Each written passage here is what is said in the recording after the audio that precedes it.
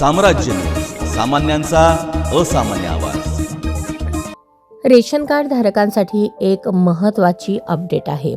1 जानेवारी 2026 पासून धान्य वाटपात महत्त्वाचा बदल करण्यात येणार आहे. त्यामुळे तुम्हीही रेशन कार्ड धारकांना दिल्या जाणाऱ्या अन्नधान्याचा जर लाभ घेत असाल तर ही बातमी तुमच्या कामाची ठरणार आहे.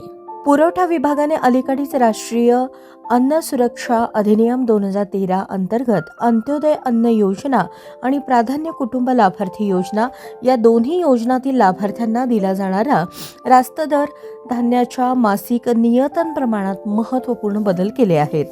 या बदलानुसार अंत्योदय शिधापत्रिका धारकांना 25 किलो तांदूळ, 10 किलो गहू दिले जाऊ लागले.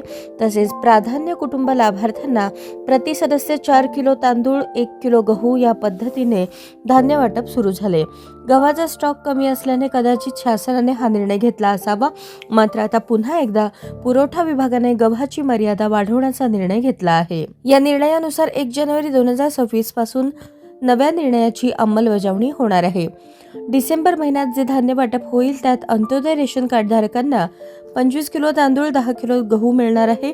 त्याचवेळी प्राधान्य कुटुंब लाभार्थ्यांना प्रति सदस्य 4 किलो तांदूळ, 1 किलो गहू या पद्धतीने धान्याचे वाटप केले जाणार आहे. मात्र जानेवारी 2026 पासून अंत्योदय शिधापत्रिका धारकांना 20 किलो तांदूळ, 15 किलो गहू या प्रमाणात धान्य वाटप करण्यात येणार आहे. तसेच प्राधान्य कुटुंब लाभार्थी योजनेतील लाभार्थ्यांना प्रति सदस्य 3 किलो तांदूळ आणि 2 किलो गहू या पद्धतीने धान्य वाटप करण्यात येणार आहे.